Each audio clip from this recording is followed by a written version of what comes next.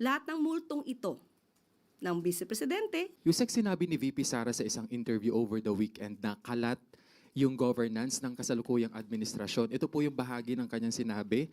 Nakikita nyo na parang kalat yung governance ngayon kasi ganoon din yung ibang departments. Buti sana kung magaling lahat ng secretaries.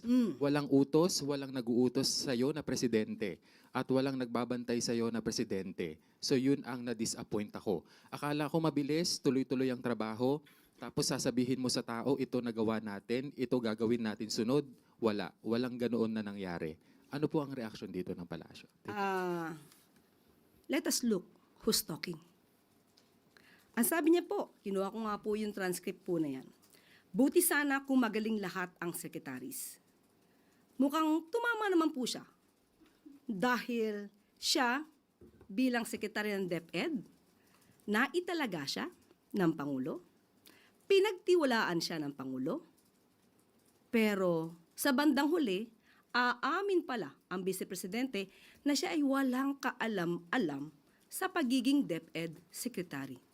So totoo po yan. Hindi po lahat ng sekretary na naiya talaga dahil sa tiwala ng Pangulo, sa paniniwala sa kanila, hindi pala talaga magaling. Doon pa lamang po sa mga ghost students, ghost vouchers, ghost food packs, ghost laptops, ghost school materials.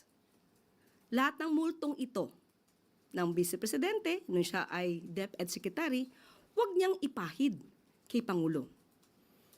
At ang mga kalat na ito ay ngayon niwanawalis at nililinis ni Senator or rather Secretary Sani Angara ng DepEd.